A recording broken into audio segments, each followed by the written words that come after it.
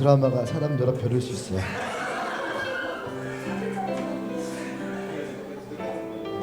바닷가가 언제부터 이게 유행어가 됐는지.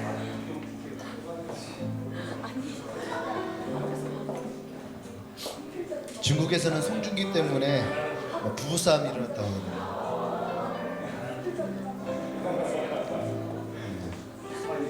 송중기가 너무 좋아서. 여러분들도 그런가요? 이 앞에 송중기보다 더 멋있는 사람이 있는 줄 믿습니다.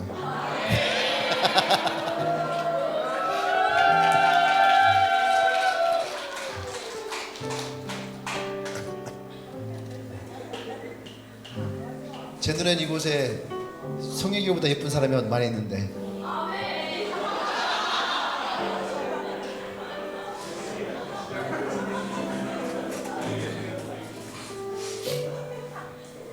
할렐루야. 아멘. 오늘 함께 말씀 봅니다. 요한복음 9장 1절에서 7절 말씀이에요.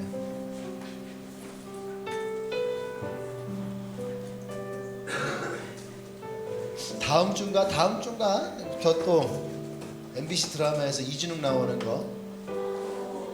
여기는 지금 특전사 제복인데 거기는 해군 제복 입고 나온다. 근데 그 드라마도 굉장히 큰 대작이다. 왜?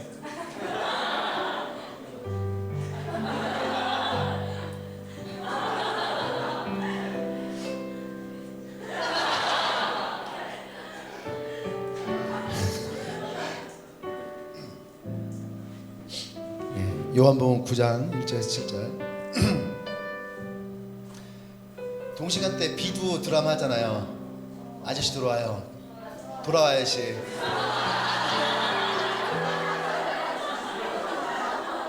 근데 아저씨가 아직 안 돌아왔어요. 큰일 났어요. 시청률이 막 떨어져갖고 이제 비도 안 돼. 그랬더니 그 패러디가 나오잖아. 비가 그 태양이 싫어 하잖아.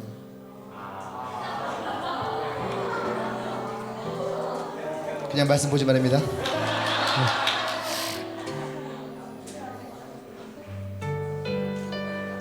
9장 1절 7절. 제가 한 절 여러분 한 절. 예수께서 길을 가실 때에 날 때부터 맹인된 사람을 보신지라.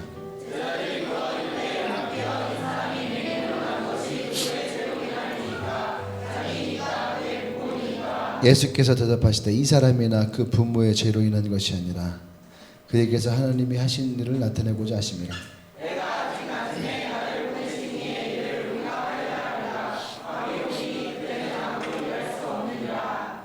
내가 세상에 있는 동안에는 세상의 빛이로라.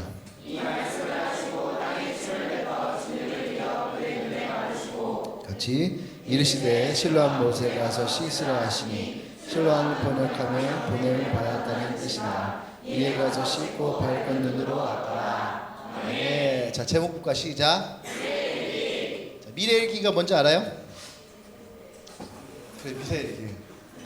미래일기가 MBC에서 파일럿 예능으로 했던 그 안정환 나오고 강성현 나왔던, 알아요? 30년 40년 후에 내 모습은 어떤 모습일까? 그렇게 가상현실을 만들어서 분장을 해서 할머니 할아버지를 만들어서 이제 했던 건데, 처음에는 사람들이 그냥 저 뭐야 저게 그러는데 진짜 그 예능이 시작되고 그 사람들도 자기네가 이것에 어떻게 반응할지 몰라서 시작을 했는데, 하다 보니까 내가 진짜 30년 후에 40년 후에는 내가 이렇게 살지도 모르겠구나. 내가 그렇게 화려하게 살았지만 나 나중에는 그 로봇이랑 둘이 앉아갖고 말벗하는 인생 될 수 있겠구나. 여러분들 그럴 수 있어요. 알파고랑 둘이 앉아갖고. 알파고가 어디 있는 줄 알아요? 알파고가 진짜 있더라고. 미국 어디 애리조나인가 그쪽에 보니까 알파고가 있어요 진짜. 알파고가 사실은 천재들만 모아놓은 바둑 영재학교다, 그렇게 얘기하는 사람들도 있어요. 농담인데 너무 심각하잖아요. 그 다음에 골프를 잘 치는 고등학교는 어디 고개요? 리디아고. 아, 모르는구나. 리디아고라고 여자 골프 중에 굉장히 잘 치는 선수가 있어요.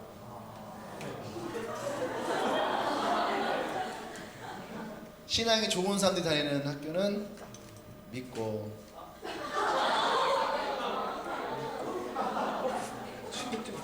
그래서 알파고 때문에 신종 개그래요, 이런 게. 알파고 때문에. 그 다음에 연애를 많이 하는 학교는 설레고.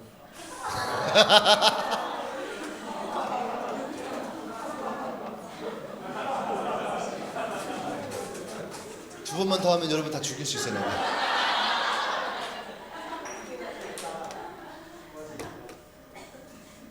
어쨌든 이런 미래의 일기. 여러분들은 30년 후에 40년 후에 여러분들은 어떤 모습일까? 어떤 모습일 것 같아요? 여러분들은 과연 40년 후에 스마트폰을 쓸까? 폴더폰을 쓸까?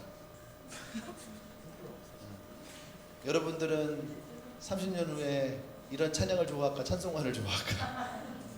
아까 일부 예배 때 찬송가 이렇게 부르는데요. 아, 나도 모르게 찬송가가 되게 정겨워지는 거야. 목사님은 중학교 3학년 때부터 이제 고등학교 1학년 때부터 내가 찬양 인도를 했기 때문에 고등학교 1학년 몇 살이지? 16살인가? 17살? 17살 때부터 한 20년 넘게를 찬양 인도를 했기 때문에 찬송가를 거의 안 불렀거든요. 물론 이제 저녁 때 예배 때 찬송가 좀 부르긴 했지만 거의 내가 하는 거는 가스펠, CCM 쪽에 논문도 CCM 논문을 썼고. 그래서 저는 내 때 가면 나중에 찬송가를 안 부르겠구나 했는데 나 나이 드나 봐. 죽기로 가까이 하는데 마음이 울컥해. 내가 가까이 갈 때가 됐나. 제목도 미래일기인데 내가 미래일기 얘기하는 것 같아. 막 갑자기 그런 마음이 들더라고요. 여러분들은 10년 후, 20년 후, 30년 후에는 어떤 모습일까? 한번 생각해 보세요. 잠깐. 10년 후에, 20년 후에 여러분은 어떤 모습일까? 그 모습에 여러분들은 만족해 할 수 있을까? 그 모습에 여러분들은 행복해 하고 있을까? 그 모습이 여러분들은 이 정도면 괜찮다라고 하는 인생을 살아가고 있을까? 아니면 여전히 후회하는 인생을 살아갈까? 아니면 여전히 고달픈 인생을 살아가고 있을까? 아니면 여전히 어려운 인생을 살아갈까? 아마 여러분 모두가 다 행복했으면 할 거예요. 그렇지 한번 물어보세요, 옆 사람에게. 그렇게 생각합니까? 그렇게 생각하지 말입니다. 근데 여러분 잘 들으세요. 그것이 믿음에서 나오는 고백인가? 아니면 희망사항인가? 그냥 나중에 내가 행복했으면 좋겠다라고 하는 희망사항인가?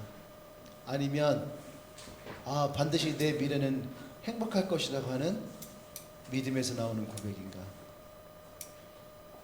어떨 것 같아요?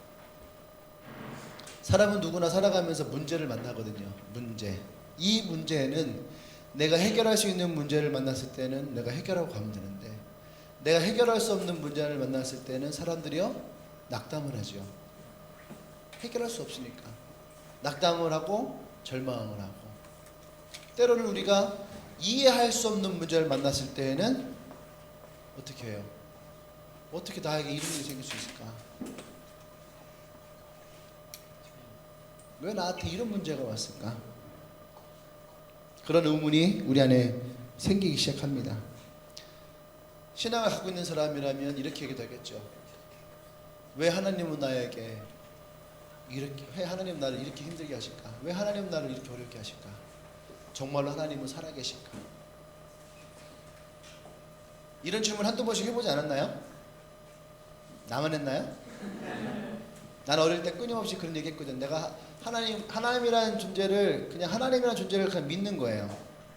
근데 하나님이 있는데 왜 내가 이렇게 힘들까? 왜 내 집은 이렇게 가난할까? 왜 나의 집은 이렇게 어려움이 많을까?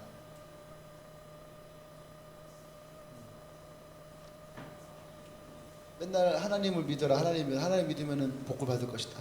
아, 우리 집 무슨 하나님을 믿고 있는데 왜 하나님 믿는 우리 집은 이렇게 힘들고 어려운 걸까?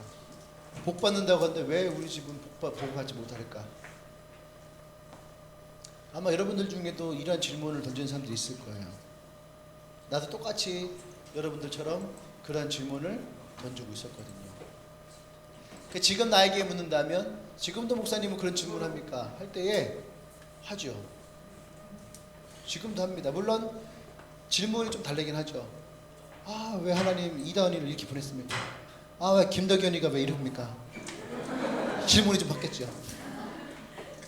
근데 하나님 왜 날 축복하지 않습니까? 라는 질문은 더 이상 하잖아요. 왜냐하면 하나님이 지금도 여전히 나를 축복하고 있으니까.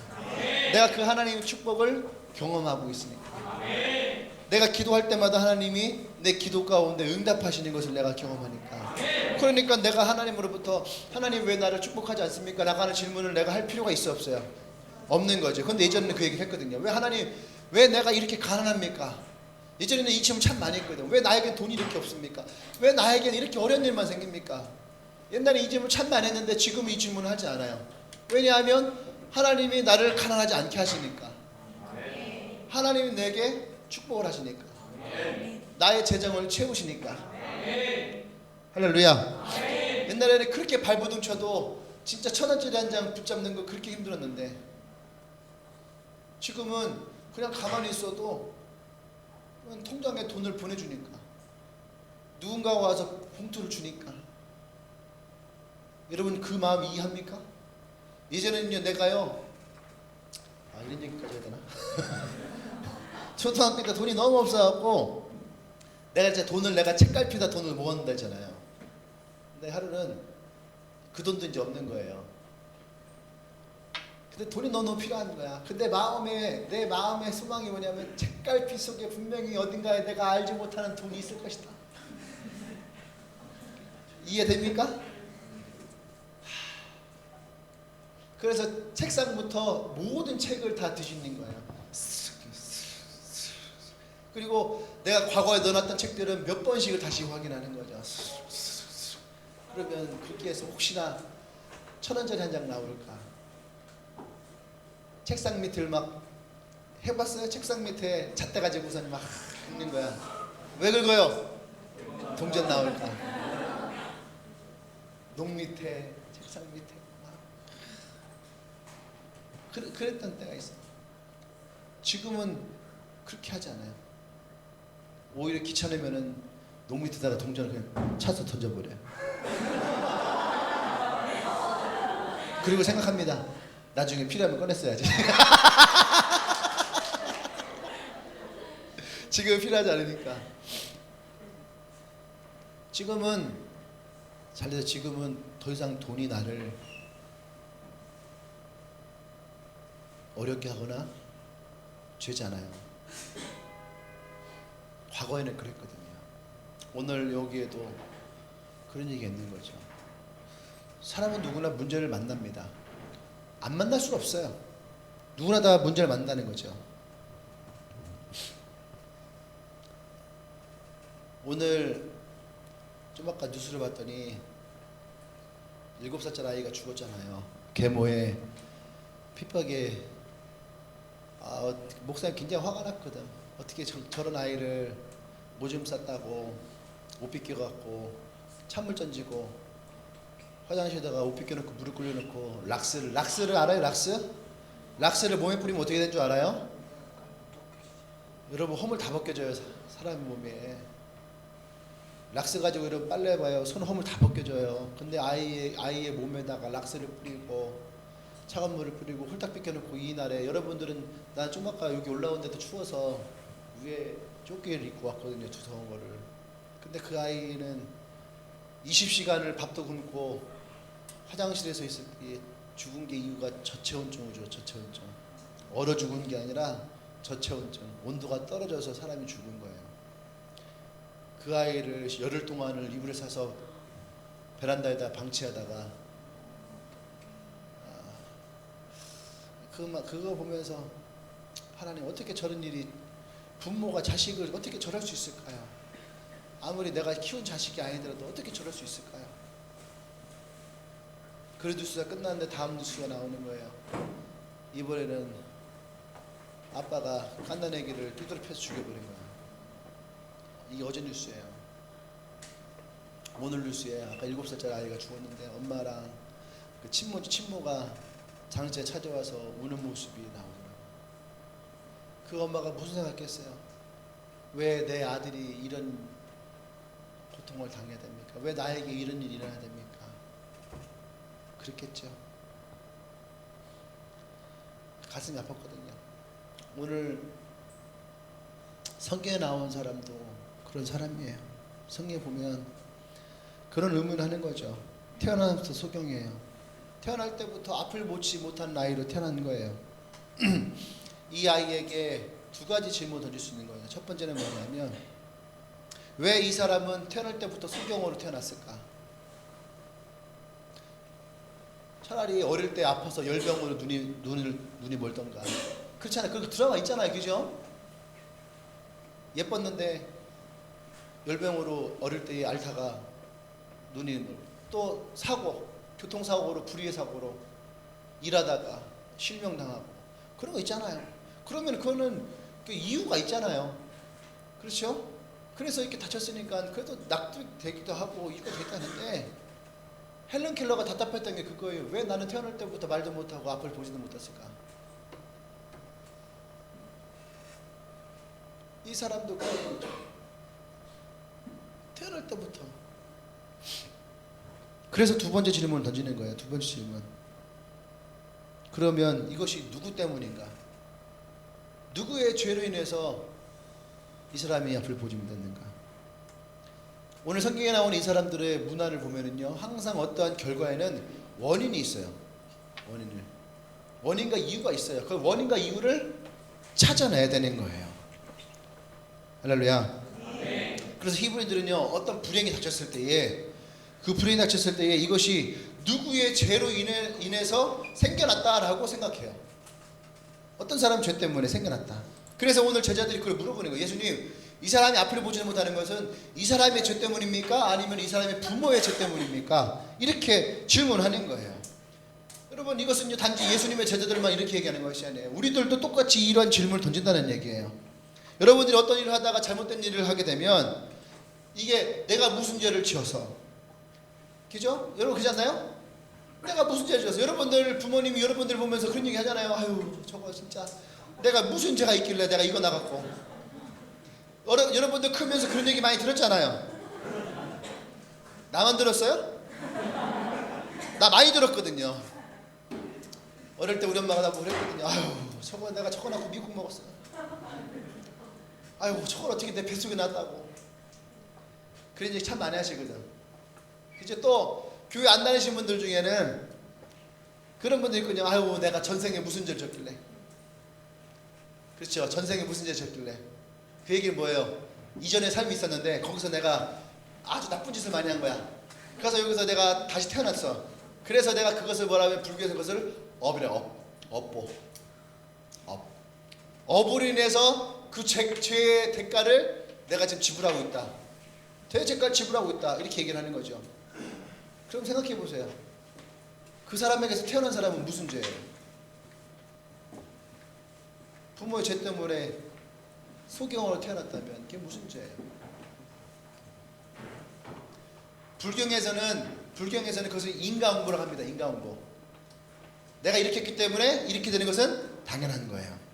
이것이 인과응보예요. 근데 여러분, 이것이 꼭 불교가 아니더라도 여러분 세상 사는 건 다 똑같은 거예요. 이해되십니까?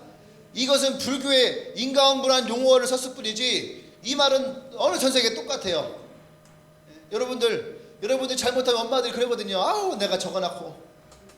아침마다 여러분들 부모님이 싸웠던 거 기억나요? 중고등학교 때 부모님이랑 사이 좋게 밤에 잠들죠. 엄마 사랑해요. 그래, 내 딸 오늘 고생했어. 엄마 나 잘게. 안녕. 그래, 내 딸 잘 자. 하고 아침에 일어나야지. 아, 좀만 더. 일어나라고! 아, 왜 그래, 아침마다! 저 인연 있다, 인연! 야, 인연을 빨리 나! 딸 가진 엄마들의 숙명이에요. 딸 가진 엄마들은 그렇게 하고 싶지 않아도 우리 사모님도 보고타에서 뭐 우리 가서 애들 잘 될 것 같아. 갔다 왔어요. 첫날에는 애들이 막 장치요. 은희야 그러면 안 되지. 이하나 안 되는 거야. 다음 날에 야! 내가 속으로 잘한다며.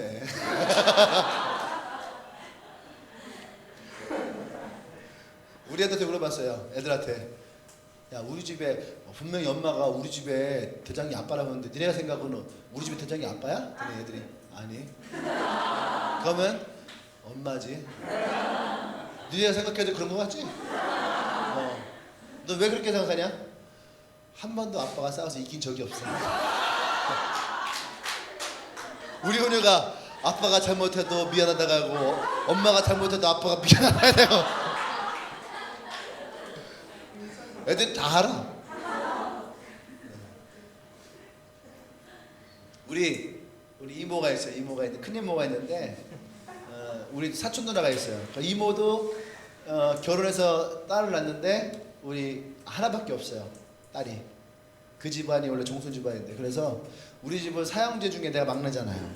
그래서 내가 태어났을 때 나를 그 집에 양자로 보내려고 했어요.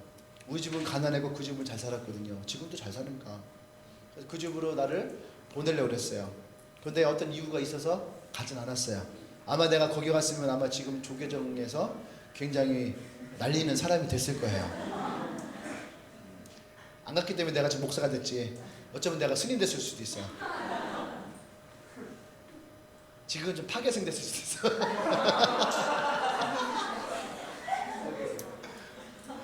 파괴생이 뭐냐면 스님이 됐다가 넌 더 이상 스님이 안 되겠다고 하고 저래서 쫓겨나는 게 파괴생이야.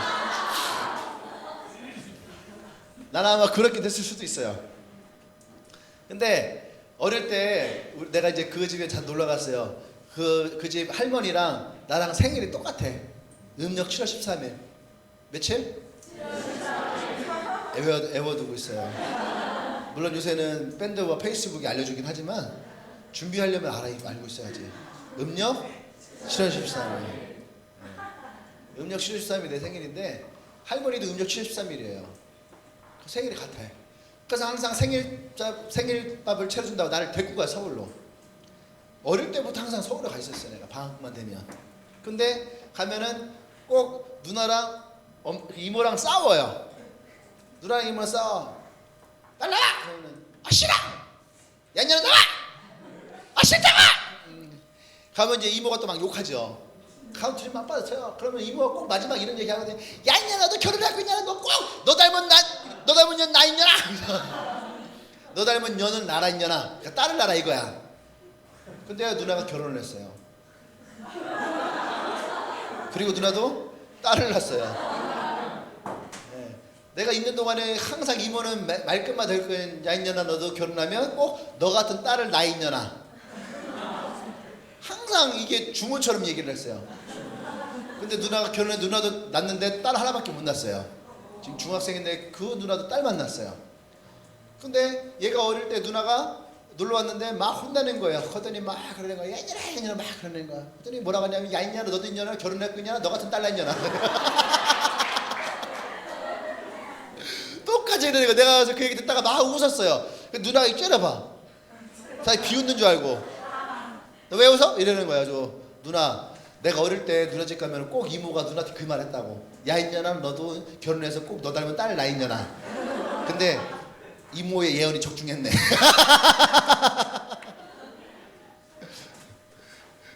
그 얘기를 지금도 기억해요 내가. 예. 얘도 똑같은 거야. 엄마를 닮았어. 여러분들 예언을 하려면 잘하셔야 됩니다. 알았죠? 그런 얘기 하면 안 되는 거예요. 너는 꼭 예수님 닮은 아이를 낳거라 이래야 되는 거야. 근데 여러분들 아직 결혼 안 했으니까 예수님 같은 분과 결혼하고 싶어요? 너무 현실에 젖어 있는 거 아니야? 하긴 예수님과 결혼하면 힘들어요. 예수님 3년 반 동안 집 나가 있잖아. 그죠? 맨날 애들만 끌고 다니고 돈 안 되는 일만 하고 결혼 적정기에 있는 여자들한테 물어요. 네, 전사님 저는요 진짜 예수님 같은 분 만나고 싶어요. 너 진짜 예수님 같은 분 만나고 싶어? 그랬더니 갑자기 네? 너 예수님이 어떤 분인 줄 알아? 네? 예수님은 자그마치 3년 반을 집 나가셨어. 맨날 애들만 떨거지로 집에 데리고 오고 돈 안 되는 일만 하고 다니고. 괜찮겠냐? 아니요.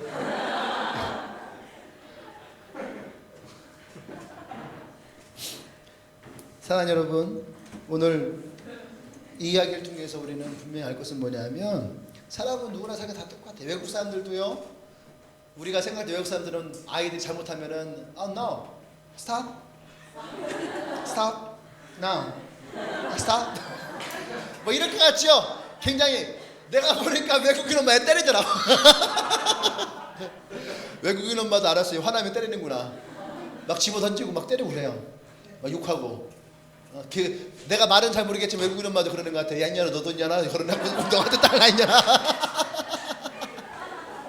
외국인 엄마도 그 뉘앙스만 틀리지 똑같이 그렇게 말하는 것 같더라고. 무슨 말 이해되지? 무슨 말인지. 사람과 다 똑같아요. 불교에만 이런 거 있는 것 같아요? 아니에요. 힌두교에도 있고요, 이슬람에도 있고요. 저쪽 가면 막 별의별 그런 종교의 사람도 다 똑같아 생각하는 거. 그렇죠? 사람은 누구나 다 뭐예요? 모든 사람들은 다 문제를 만난다는 거예요. 문제 앞에서 사람들은 자신을 저주하거나 왜 나의 인생이 이렇거나 또 자기의 부모를 저주하거나 이런다는 거예요. 여러분은 어떤 것 같아요? 아이에게 불행이 닥치고 문제가 생기면 부모의 죄인 것처럼. 물론 맞아요. 생각해 보세요. 부모가 술 먹고 음주운전하다가 사고 났어. 그 아이가 다치거나 죽었어. 그럼 누구의 잘못이에요? 부모의 잘못이에요. 아이가 임신했는데 술 먹고 담배 피고 마약은 하려나? 요새 사람들 마약도 많이 하더라고. 마약하고 그랬어요. 그 아이가 태어났는데 건강이 안 좋게 태어났어요. 그럼 누구 잘못이에요? 부모 잘못이잖아요. 이건 부모 잘못인 거예요. 또 내가 애들 막 폭행하고 때리고 그래서 소년원 갔어요. 소년원 갔다가 거기서 또 안 좋은 사람들 사귀어서 또 나와갖고 또 싸우고 잘못을 저지르고 범죄를 저질러서 또 교도소에 갔어요. 그런 인생을 살아가면 그게 누구 잘못이에요? 예? 부모 잘못이에요? 자기 잘못이에요? 자기 잘못이지. 지가 잘못 살았으니까 그런 거 아니에요. 부모의 잘못일 때도 있고 자기의 잘못일 때도 있는 거예요. 그런데 오늘 제자들이 예수님께 나와서 이 사람이 앞을 보지 못하는 것은 이 사람의 죄의 문제입니까? 아니면은 부모의 죄의 문제입니까? 했을 때 예수님은 첫 번째 단위고 두 번째 단위고 세 번째 말씀하십니다. 그것이 3절에 있어요. 보세요. 뭐라 했나? 하나님이 하시는 일을 나타내고자 하심이라. 옆 사람 얘기하세요. 당신에게 하나님이 하실 일이 있습니다. 아멘. 예수님의 대답은 적어도 이 사건이 사람의 문제가 아니라 하나님이 하시고자 하는 어떤 섭리가 이 안에 들어있다라는 거예요. 여러분들로 얘기하면 여러분들의 삶이 왜 나의 삶이 이런 모양일까? 왜 내 삶이 이런 어려움이 있을까? 왜 내 삶에 이런 고통이 있을까? 왜 내 집은 가난할까? 왜 나는 이렇게 했을까? 여러분들 생각해 보세요. 정말 여러분이 그런 곳에 살아가고 있는가?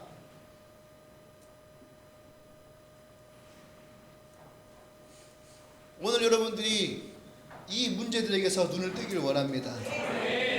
할렐루야. 아멘. 그 첫 번째, 하나님은 항상 미래적인 분이라는 거예요. 하나님은 그 뜻이 항상 미래적이에요. 현재적이지 않습니다.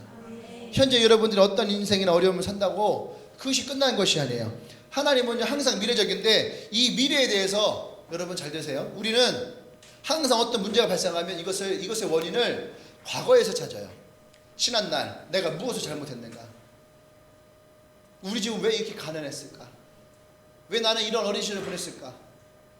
우리는 과거에서 그 문제를 찾는데 예수님은 오늘 이 사람을 통해서 뭐라고 하시냐면 하나님의 뜻은요. 하나님의 뜻은 미래적이 있다는 거예요. 원인도 미래에 있어요. 과거에서 찾을 수가 없는 거예요.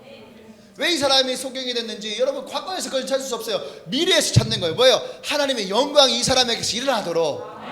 성경에 보면 이 사람이 눈을 뜨게 됐을 때 그 주위에 있는 사람들이 이때서야 비로소 그들이 예수님을 믿게 되었더라. 할렐루야. 아멘. 이 사람을 향한 계획의 뜻이 있다라는 거죠. 아멘.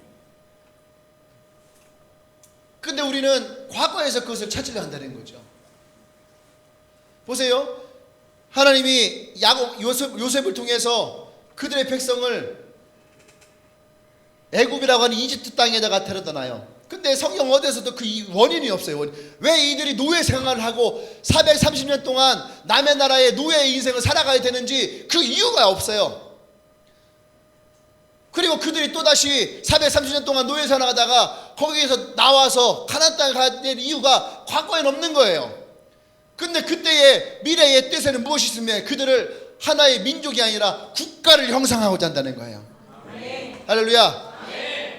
그 민족이 아니라 그 국가를 이루기 위한 하나님의 계획이 그들 가운데 있다는 거예요. 그래서 한 사람의 인생을 통해서 그들을 애굽으로 가져가고 그 애굽에서부터 이들을 하나의 국가로 형성해 나간다는 거죠. 원인과 이유는 과거에 있지 않았어요. 하나님의 뜻은 미래에 있었다는 얘기예요. 내가 이 말 할 때 여러분들 어려움이 있을 거예요. 이게 무슨 말인가? 잘 들으세요.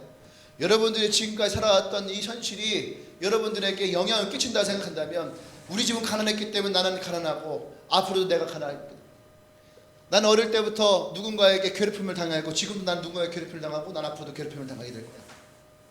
나는 어릴 때도 공부를 못했고 지금도 별로 공부를 못하니까 나는 살아가면서도 공부를 잘 못하는 인생을 살아갈 거야. 여러분들이 이런 인생을 살아간다면 여러분의 미래는, 미래에 이르기는요 뻔한 거예요. 그래서 나는 가난했기 때문에, 그래서 나는 지금 어떻게 해요? 돈을 벌어야 된다. 그럼 여러분 인생 어떻게 해요? 돈을 쫓는 인생이 되겠죠. 나는 누구를 괴롭힘을 당했어요? 난 더 이상 괴롭힘을 당하고 싶지 않아? 그럼 어떻게 해요? 나는 내가 괴롭히는 인생이 되어지는 거야. 그거를 대표적으로 했던 영화가 있잖아요. 류승범이 나왔던 영화 있잖아요. 내가 누군가에게 괴롭힘 당하니까 내가 괴롭힘 당하지 않기 위해서 내가 검사가 됐다고. 기억나시죠? 내가 왜 검사된 줄 아냐고. 괴롭힘 당하지 않고 내가 괴롭힐 수 있는 자리가 되기 위해서. 이 사람의 인생이 그런 인생을 살아가는 거예요. 그러니까 그 인생이 어떻게 됩니까? 그렇게 가는 거예요. 생각해 보세요. 여러분들이 이 과거가 여러분들에게 영향을 미쳐서 여러분 미래를 간다면 여러분들의 미래는 과연 미래에 이르기는 행복한 미래에 이르기가 될 수 있을까? 이것은요, 여러분, 이것은 교회 안 다니는 누구라도 이건 다 생각할 수 있는 거예요. 여러분들이 만약에 그런 인생을 살아간다면 여러분들의 인생은 지금 우리가 보지 않아도 결과는 뻔합니다. 근데 오늘 이 설교를 통해서 분명한 것은 뭐냐면 하나님이 여러분들을 향한 미래의 뜻이 있다는 거예요. 미래의 뜻이 있다는 얘기는 뭐냐면 이 과거와는 상관이 없다는 얘기예요. 내가 가난했기 때문에 아니에요. 그 뜻과는 달라지는 거예요. 중국에서 얼마 전에 로렌스 코헤난 목사님 만났는데, 싱가포르에 계신 분이에요.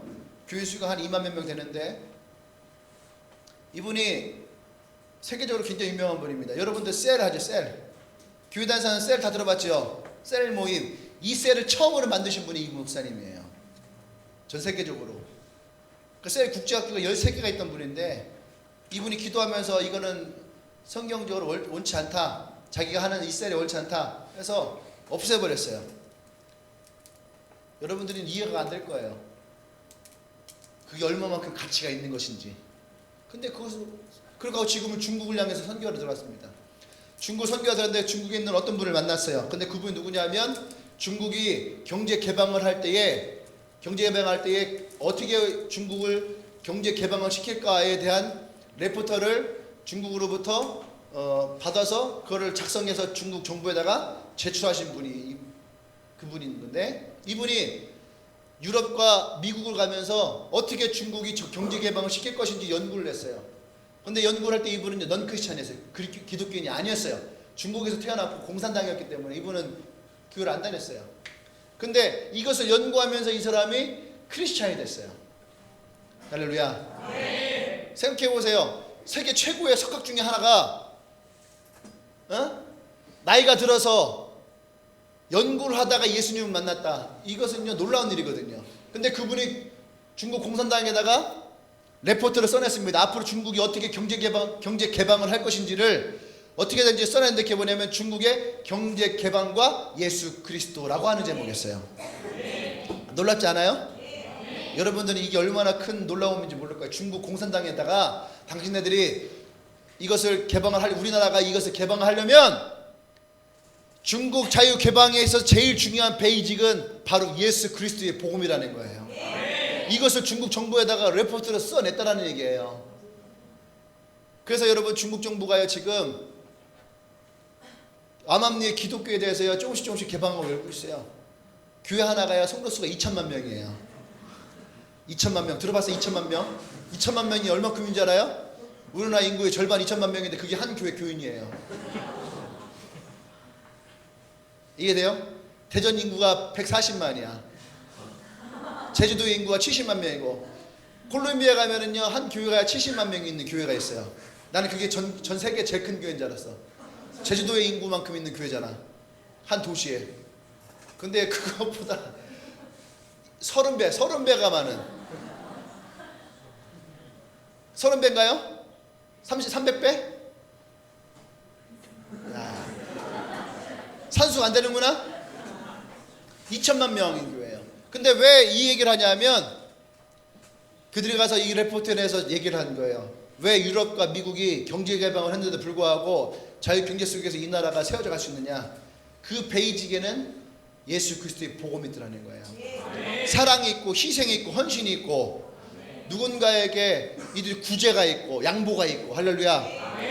이 복음이 있기 때문에 그래서 자유경제가 형성될 수 있었다. 근데 중국은 자유경제를 해보지 않았고 사랑과 희생과 헌신이 없기 때문에 공산주권 안에 있었으니까 만약에 우리가 그냥 경제개방을 시키면 사람들은 돈밖에 모르는 돈벌레가 될 것이다. 그러면 중국은 부익부 빈익빈이 더 극렬해질 것이고 결국엔 중국 사회는 멸망하게 될 것이다. 망하게 될 것이다. 이것이 그 레포트의 골자예요. 놀랍지 않습니까? 공산당 당원이 예수 안 믿는 사람이 써낸 레포트가 예수를 믿어야 나라가 쓴다는 거예요. 그것이 21세기의 중국에서 일어난 일이에요. 지금 내가 지금 여러분들에게 무슨 말 하지 않습니까? 우리 인생에 돈이 베이직이 되면 그 사람은 돈벌레 인생이 되는 거예요. 권력이 베이직이 되면 권력을 쫓아가는 인생이 돼버리는 거죠. 스펙이 베이직이 되면 그 사람은 스펙만을 쫓아가는 인생이 되는 거예요. 그럼 물어볼게요. 그 인생 행복할까? 중국에서는 레포트의 결과를 보면 그 인생은 멸망한 인생이 된다는 거예요. 목사님의 얘기가 아니라 그 레포트를 보면. 그래서 우리 인생에 나의 인생에는 뭐가 있어야 된다고요? 예수 그리스도가 베이직이 되야 된다는 거예요. 아멘. 할렐루야. 아멘. 아멘. 아멘. 그래서 여러분 우리의 미래는 결코 여러분들의 과거에 매여 있는 인생으로 가서는 안 된다라는 거예요. 아멘. 아멘. 아멘. 병원에 가면 사람들이 병이 걸렸을 때 얘기를 합니다. 왜 병 들었느냐? 어쩌다가 그렇게 됐느냐? 그러면 얘기하거든요. 아유, 내가 죄가 많아서. 그렇게 얘기를 해요. 이 사람이 병든 것이 이 사람의 죄의 문제에 있다라고 스스로 생각을 하는 거죠. 많은 사람들이. 근데 여러분, 제자들도 그에 똑같은 질문을 했잖아요. 근데 예수님은 그렇지 않다라는 거예요.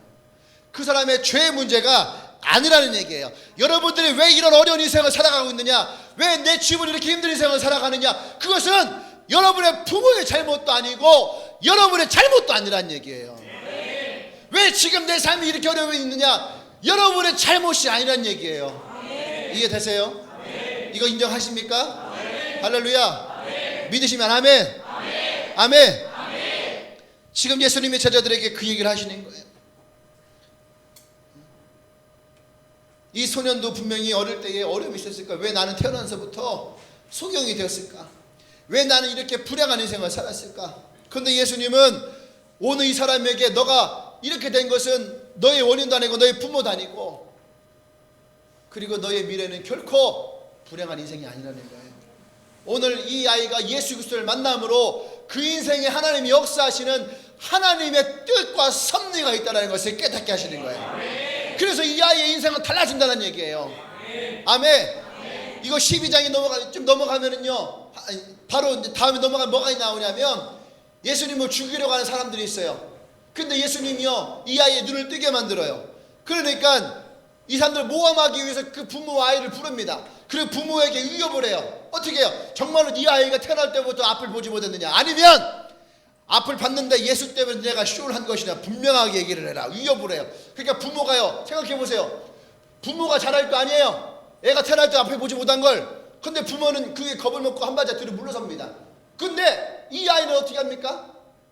이 아이는 그들이 질문가는데 뭐라 합니까? 나는 태어날 때부터 앞을 보지 못했던 사람이었고 예수라는 사람을 만났는데 그가 나의 눈을 뜨게 하셨다라는 거예요.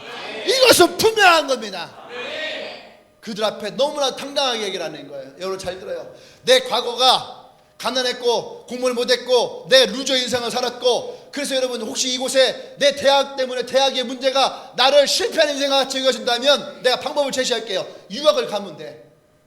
미국으로 유학을 가든 필리핀으로 유학을 가든 호주로 유학을 가든 여러분들이 돈을 써서 유학을 가면 돼. 근데 문제는 뭐예요? 유학 가서 여러분들이 행복할 수 있느냐? 아니에요. 여러분, 낮은 자존감은 대학이 변한다고 바뀌지 않아요. 내 상처는 대학을 간다고 상처가 없어지지 않아요. 내 아픔은 그렇게 한다고 사라지는 것이 아니에요. 여전히 거기에도 남아있는 것이 뭐예요? 내 과거의 문제는 걸려있다는 얘기예요. 내 상처와 아픔은 여전히 걸려있다는 얘기예요. 할렐루야. 근데 보세요, 이 사람은 과거가 지금 걸려있는가? 과거가 이 사람의 낮은 자존감이 지금도 걸려있어서 남들 앞에, 이 사람은요 남들 앞에 서지 못한 사람이에요. 어떻게 해요? 나를 피해가세요. 나를 보지 마세요. 나에게 어떠한 시선도 주지 마세요. 그런 인생을 살았던 사람인데 오늘은 어떻습니까? 그 인생이 바뀌었다는 거예요. 나는 앞을 보지 못했던 사람이었고 예수가 나를 만났을 때 내가 그 사람으로 인하여서 내 눈이 띄어졌더라고. 더 이상 이 사람에게는요 과거가 자기를 잡지 않습니다. 과거의 낮은 자존감이 이 사람을 붙들지 않아요. 잘 들으세요. 여러분의 상처와 아픔과 낮은 자존감은 다른 그 어떤 것으로도 해결되지 않아요. 여기에서 우리는 분명하게 눈을 떠야 됩니다. 오늘 이곳에 눈을 떠야 되는 거예요. 무슨 눈을 떠야 됩니까? 내 과거는 나를 붙들 수 있는 것이 아니에요. 하나님이 여러분을 향한 계획과 섭리와 여러분을 향한 하나님의 뜻이 있다라고 여러분 믿는다면 지금 여러분의 인생은 그리스도 안에서 새로워지는 거예요. 이전 것은 지나갔으니 보라 새 것이 되었도다. 오늘 예수를 만난 이 사람이 바로 이 얘기를 하는 거예요. 나는 조금 전까지는 앞을 보지 못했던 사람이었지만 내가 오늘 예수를 만남으로 나의 인생은 바뀌었다라는 거예요. 더 이상 이 사람의 과거가 이 사람을 붙들지 않았고 그 사람이 불행했다 얘기하는 것이 지금도 이 사람을 불행하게 만들지 않았다는 얘기야. 이 사람은 바뀌었다라는 거예요. 왜요? 하나님이 이 사람을 향한 뜻이 있음을 이 사람이 깨달았어요. 나를 향한 뜻이 있음을 깨달았어요. 목사님이 처음 개척할 때 목사님은요 너무 힘들었어요. 목사님은요 젊을 때 잘 나갔거든요. 집도 잘 나갔었고 6개월 동안 집 나가 있었거든요. 중학교 때 6개월 동안 집도 나갔었고 사회적으로도 목사님이 잘 나갔어요. 그래서 목사님은 개척할 의향이 없었어요. 내가요 부흥시켜서 성공해서 책 써서 유명해지는 그런 꿈을 꿨고 큰 교회 담임 목사라고 하는 그런 환상을 갖고 있던 사람이에요. 근데 목사님이 어느 날 하나님이 그러는 거예요. 개척해라. 미칠 것 같았어요. 나는 개척할 줄도 모르고 돈도 없는데 무슨 개척을 하냐고.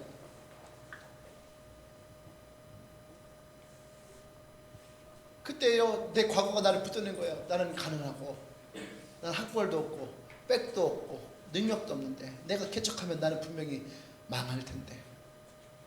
그래서 목사님이 그래서 9개월을 버틴 거예요. 개척을 하지 않고 버티다가 어쩔 수 없이 끌려 나와서 개척을 했어요. 술집 위층에다가 누가 공간을 줬는데 가보니까 2층이 술집이야. 호프집 같은 술집. 아줌마들 아저씨들 낮에 와서 뭐 있잖아요 그런 집. 제목도 솔밭 사이로. 솔밭 사이로 강물을 흐르고 지금도 있어요. 솔밭 사이로 강물을 흐르고. 근데 거기에서 2명을 데리고 개척을 시작한다고 했는데 이게 말이 돼요? 그러다 3월 달에 이제 2월 말에 이제 몇 명을 불렀잖아요. 김민지 부르고 전미정이 부르고 김하선이 부르고 허승환이 부르고 송현주 부르고 불러다 놓고선 아직 개강 가려면 2, 3일 남았거든. 내가 전화해서 미리 오라고 그랬어요. 그 얘네들 뭔지도 모르고 오락하니까 아주 우리 교회 교인도 아닌데 오락하니까 온 거야. 앞에 이 카페트 똘똘 마른 거를 이렇게 쭉 놓고서 앉혀놓고서 내가 물었어요. 물은 게 아니라 얘기했어요. 이제부터 리더 훈련을 하겠다. 무슨 리더 훈련이에요? 우리 김민지는 교회 다니지도 교회를 안 다녔었거든. 그랬더니 옆에서 미정이가 어깨를 쓰다듬고 괜찮아. 하선이는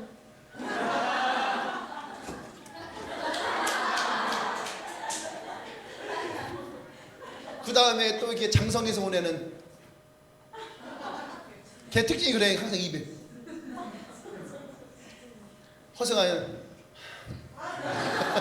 아마 그랬을 거예요. 허승이 말 안 해서도 뭘 어떻게 해야 될지 모르는 아이들 앉혀놓고선 이 아이들 리더를 하겠다고 리더 훈련을 시키고 있는 거예요. 내가 만약에 내가 생각했을 때 내가 이래드릴까 뭘 할까 했으면은 여러분 그건 망한 거예요. 왜? 과거를 보고 현실을 보니까 망하는 거예요. 근데 하나님 내게 주신 소망을 붙들었어요. 이 아이들로 인해서 교회가 세워질 것이다. 네. 세워졌어 안 세워졌어요? 세워졌잖아요. 할렐루야. 네. 세워졌잖아요. 그러니까 목사님이 아직 다 한 건 아니지만 목사님이 과거로 보면은 이게 내가 실패한 거예요, 성공한 거예요? 성공한 거예요. 네. 할렐루야. 네. 저는요 잘 들으세요. 여러분의 미래가 암울한가? 여러분의 미래가 불투명한가? 여러분 미래를 여러분들이 장담할 수 없다면 여러분들은 잘 들으세요. 여러분의 미래에는 하나님이 계시잖아요. 과거에 묶여서 여러분의 미래를 보기 때문에 미래는 어두워요. 목사님은 나의 미래가 어떨까? 저는요 내 미래가요 기대가 돼요. 올 여름이 기대가 되고 올 겨울이 기대가 되고 5년 후가 기대가 되고 10년 후가 기대가 돼요. 왜 기대가 되는지 아십니까? 하나님의 역사하심이 일어나는 것을 내가 보니까 앞으로 이 교회를 나를 어떻게 만드실지에 대한 기대감이 있으니까 여러분 소망이 생기고 옛날엔 나이 드는 것이 그렇게 싫었어요. 물론 지금도 싫어요.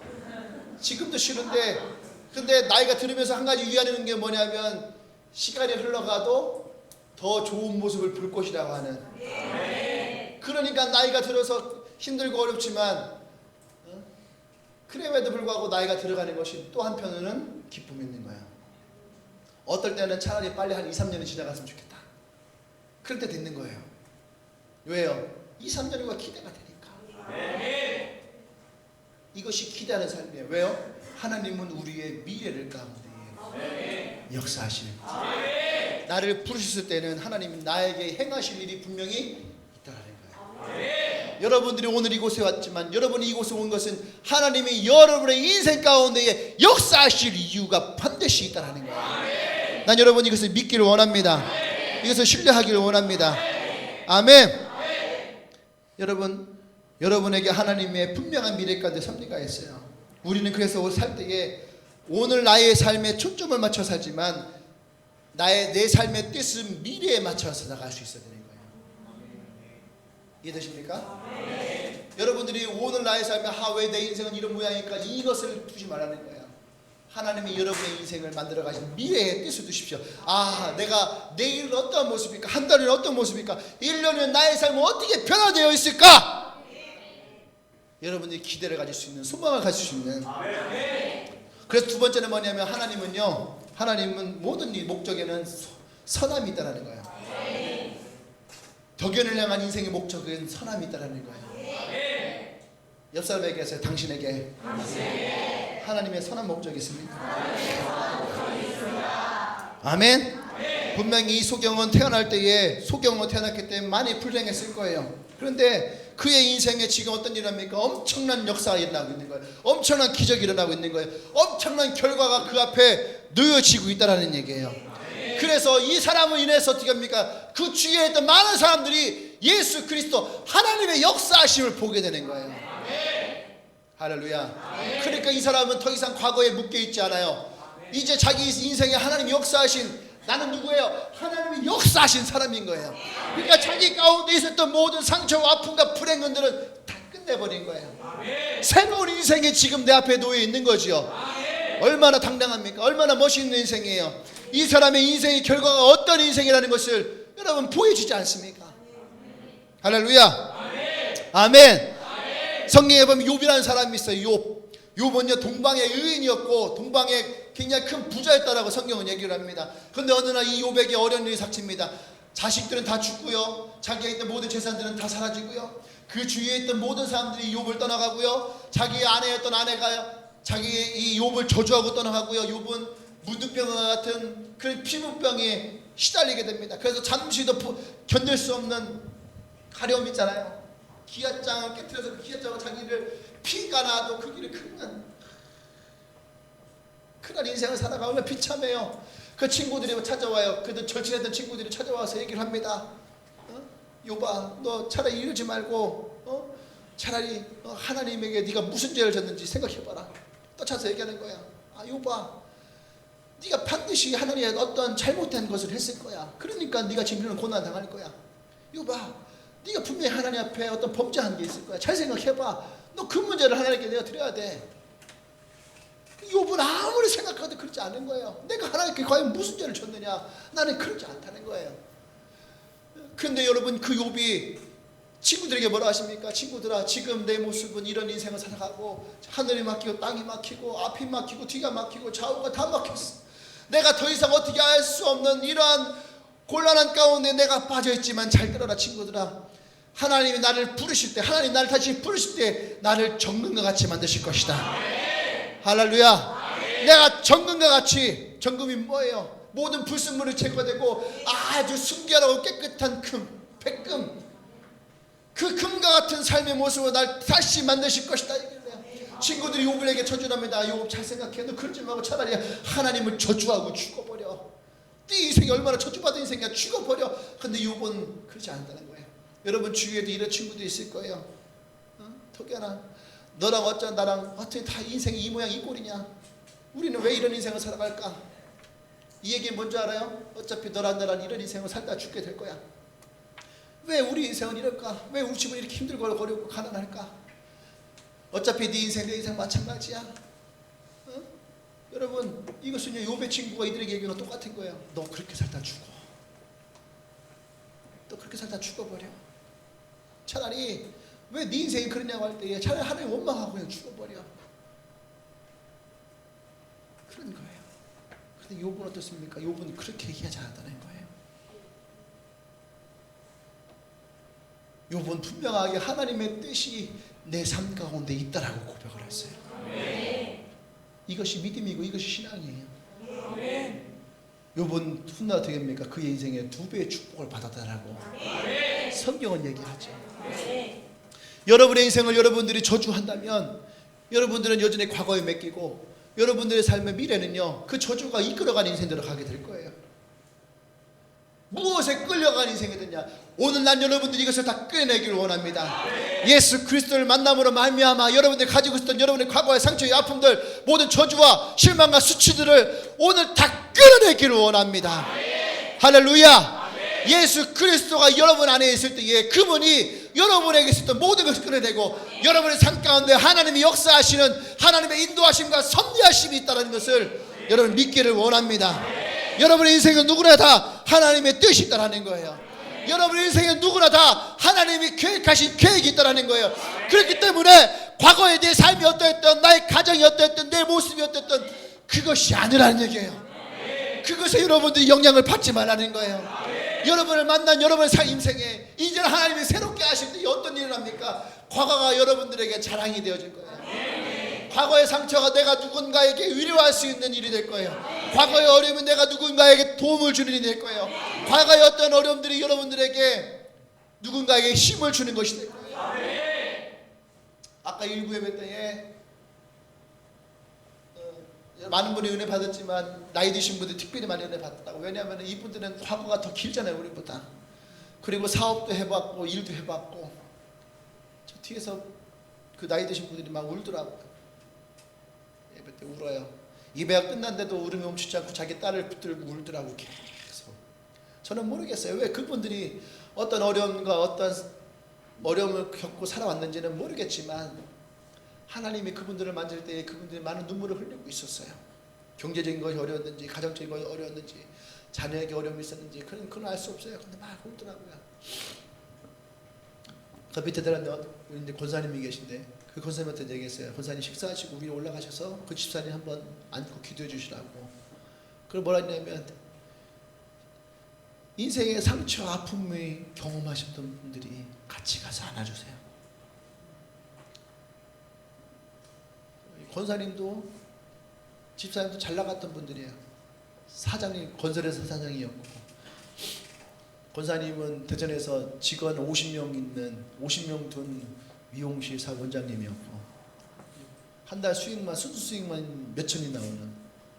근데 사업 하나 잘못돼갖고 모든 것이 다 망하고 얼마나 힘든 어려운 삶을 살았겠습니까? 그런데 예수님 안에서 붙들고 지금 그들이 다시 일어나고 회복되어져 나가는, 그러니까 그것을 지나왔으니까 그 아픔을 겪고 있는 사람에게 가서 위로가 되고 힘이 되고. 제가 만약에 우리 집이 가난하지 않았다면 저는요 가난한 사람들이 이해 못했을 거예요. 돈 1,000원 하나에 붙들고 떨었던 내 삶이 없었다면 지금 재정적으로 힘들어가는 사람들이 이해 못했을 거예요. 우리 형이 1년 반 동안 병원에 입원해서 우리 집에 어려움이 있었거든요. 내가 그 일을 경험하지 않았다면 집안에 아파하고 힘든 사람들의 마음을 이해를 못했을 거예요. 내가 중학교 때에 비행 청소년 인생을 살아가지 않았다면 지금 술 먹고 담배 피고 오토바이 타고 날아다니는 애들을 보면서 그 아이들을 이해를 못했을 거예요. 저 아이들은 가정교육이 잘못됐고, 저 아이들은 싸가지 같고, 저 아이들은 원래부터 저런 근성 가진 애들이고.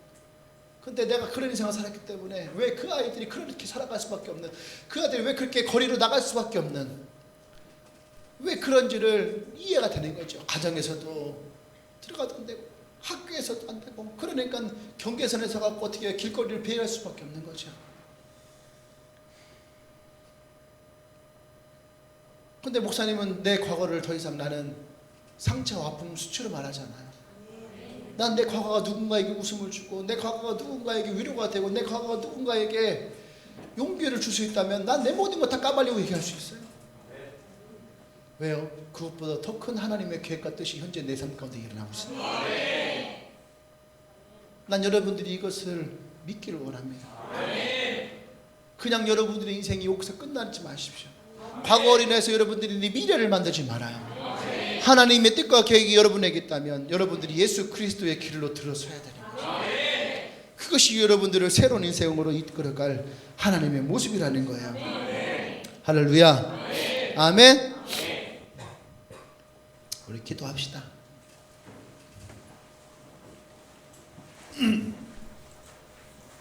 다 눈을 감고요, 한번 들어보세요.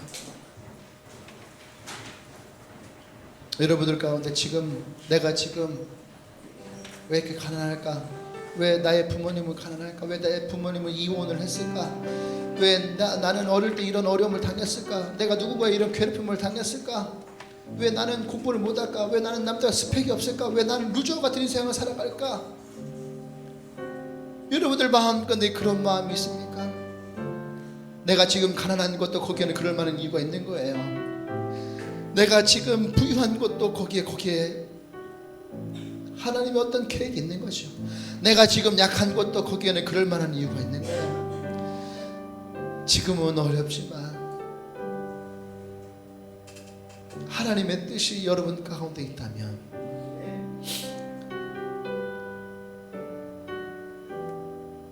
오늘 이 성경을 통해서 우리가 배울 수 있는 건 뭐예요?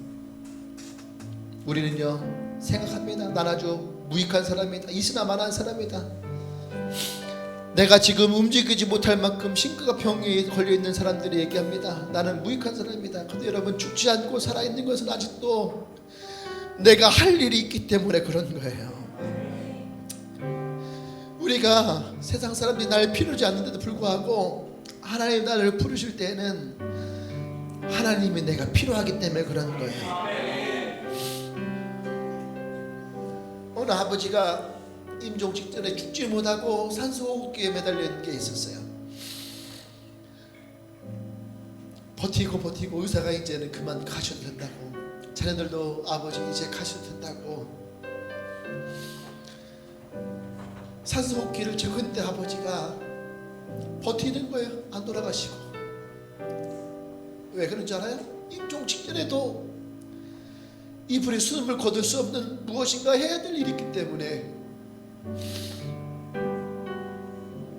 아직 아들의 얼굴을 보지 못했기 때문에 이분이 못 가셨던 거예요. 아들이 와서 그의 아버지의 손을 붙잡을 때에 아버지가 그 손을 붙들고 마지막 숨을 거두시죠.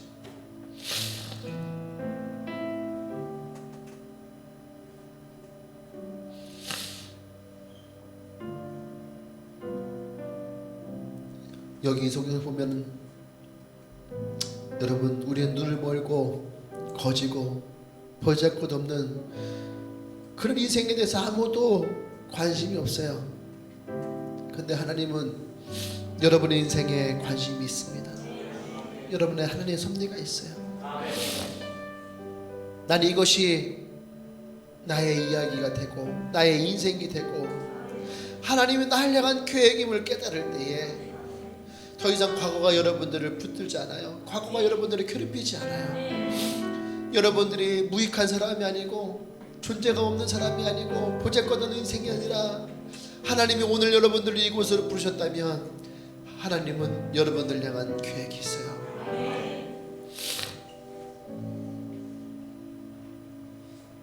나사로가 죽었을 때 이틀이 지나서 예수님이 당도합니다. 많은 사람들이 있거든요. 썩은 내 나는 저 시체 가운데 예수가 이제 와서 무엇을 하느냐.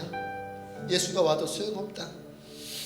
여러분들 중에도 그런 사람이 있을 거예요. 차라리 내가 중학교 때 그렇게 힘들 때 예수님을 만났다면, 내가 고등학교 때 예수님을 만났다면, 내 부모가 이혼할 때 그때 내가 예수님을 만났더라면, 우리 집이 망했었지만 그 가난할 때 내가 예수님 만났다면, 그때 혹시 내가 예수님 만났다면 그때면 내가 어떻게 해볼 텐데 지금은 너무 늦었습니다. 지금은 내 입에서 썩은 내가 나고 내 삶에서 썩은 내가 나는데 악취가 풍기는데 이제 예수님을 만나기에 내가 너무 늦었습니다. 여러분 중에 그런 사람이 있나요? 이 나사로의 죽음 앞에 있던 모든 사람들이 그렇게 얘기를 했어요. 썩은 내가 나는데 예수가 와도 늦었다. 근데 예수님은 그랬습니다. 늦지 않았다. 저 사람은 죽은 것이 아니다. 나사로야 나오라. 여러분, 늦지 않았어요. 성경에 보면 그때 나사로가 나오는 것을 보고 그때 크게 있던 사람들이 다 놀라 그때 예수님을 믿게 되었더라. 나는 오늘 여러분들이 그 예수님을 믿기를 원합니다. 여러분 인생에 어떠한 악취가 풍겨도 상관없어요. 여러분의 과거에 어떤 문제가 있어도 상관없어요. 지금 현재 예수님이 여러분을 찾아오셨다라는 거예요. 할렐루야. 오늘 이 주님의 교회가 여러분들에게 신뢰한 연못이 되어지길 원합니다. 이곳에 나와 예수님의 말씀과 같이 여러분들의 눈을 씻기고 눈을 뜨기를 원합니다. 여러분의 인생의 영적인 눈이 띄어지기를 원합니다. 우리 함께 기도할 때에 주님, 더 이상 내 과거가 나를 묻지 않습니다. 내가 오늘 예수님을 만남으로 나의 인생이 새롭게 시작되어지기를 원합니다. 나의 눈이 새롭게 열려지기를 원합니다. 내 미래를 꿈꾸기를 원합니다. 기도하십시다.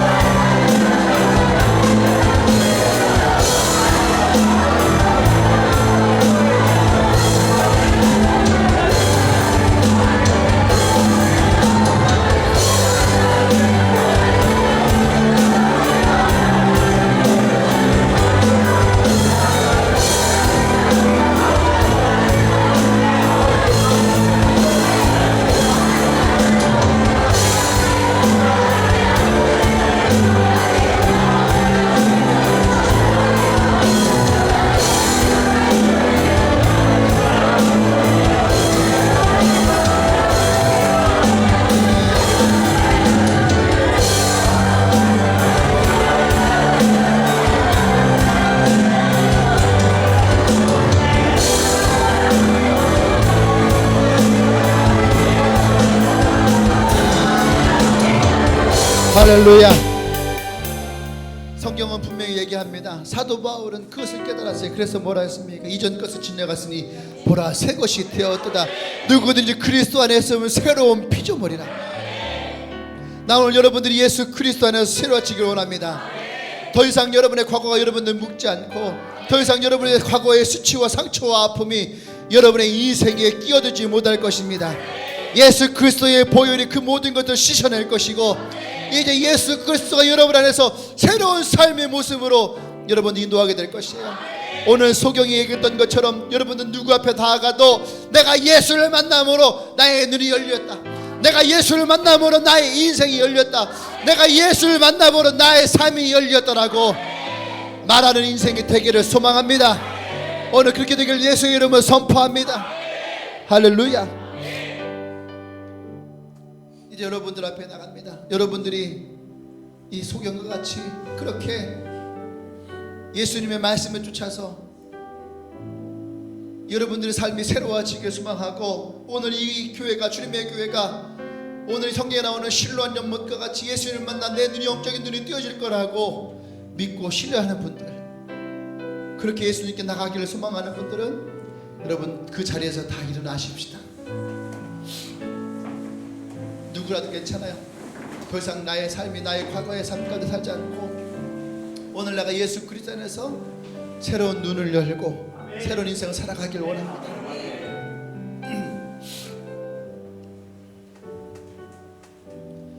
할렐루야. 오늘 일어나신 분들 중에서 오늘 주님에게를 처음 나오신 분들이 있다면 여러분 그분들은 좀 앞으로 나오세요. 내가 여러분들을 위해서 기도할게요. 나오십시오. 오늘 처음 오신 분들이 있으면 나오십시오. 괜찮아요. 나오세요.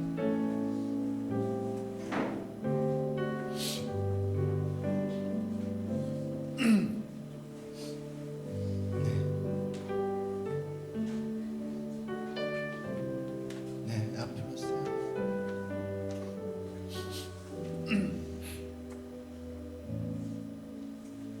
또 아직 안 나온 분들 중에서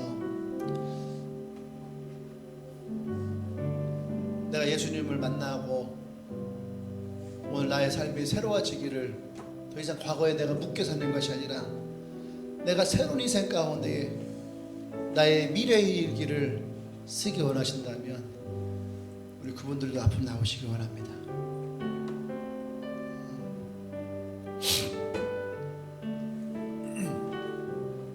목사님이 기도할게요. 가슴에 손을 얹고 기도할게요.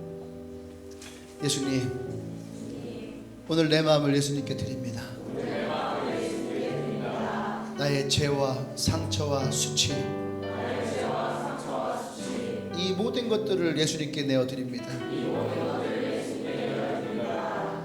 내 삶에 있던 모든 것들을 주님이 치료하여 주십시오. 예수님의 보혈로 이것을 다 씻어 주십시오. 이제는 예수님이 내 마음에 오시옵소서. 외로웠던 나의 인생에, 가난했던 나의 인생에, 상처가 있던 나의 인생에 예수님이 오셔서 내 삶의 주인 되어 주시옵소서. 나의 인생이 함께하여 주시옵소서. 나의 미래에 함께하여 주시옵소서. 내 삶에 함께하여 주시옵소서. 예수님이 이제 나의 구원자가 되어 주십시오. 내 마음으로 예수님을 영접합니다. 하나님, 그렇습니다. 오늘 이곳에 예수 그리스도를 마음을 영접하며 이곳이 실로암 연못과 같이 예수님을 만나며 이들의 눈이, 영적인 눈이 띄어지기를 고백하며 이곳에 나와 고백합니다. 이제 이들이 예수님을 마음에 영접해 싸우니 예수님이 함께하여 주시옵소서. 이들이 예배를 사모하며 믿음의 뿌리가 이 주님의 교회 가운데에 내리게 하시고 이들의 삶에 하나님의 역사하심으로 더 이상 과거의 수치와 상처가 아픔이 아닌 하나님과 함께하고 믿음의 동역자가 함께하며 이들에게 기쁨이 일어나게 하시고 진정한 행복이 일어나게 하시고 이들의 삶의 가치가 하나님과 함께함으로 하나님 발견케 하여 주시옵소서. 이들을 부르셨사오니 하나님의 이들을 향한 분명한 뜻과 목적을 봅니다. 하나님, 오늘부터 이들의 인생을 새롭게 하여 주시옵소서. 할렐루야, 할렐루야. 이제는 우리 주 예수 그리스도의 은혜와 하나님의 크신 사랑과 성령의 교통 역사하심이 이제 이 실로암 연못에서 나의 영적인 눈을 뜨며 예수 그리스도와 함께 나의 미래의 일기를 쓰기로 결단한 주님의 교회 지체들과 오늘 이곳에 나와 예수님을 마음으로 영접하며 나의 삶을 예수님과 함께 하기로 결단한 새 가족과 지금부터 영원토록 함께 하시기를 간절히 축원하옵나이다. 아멘. 아멘.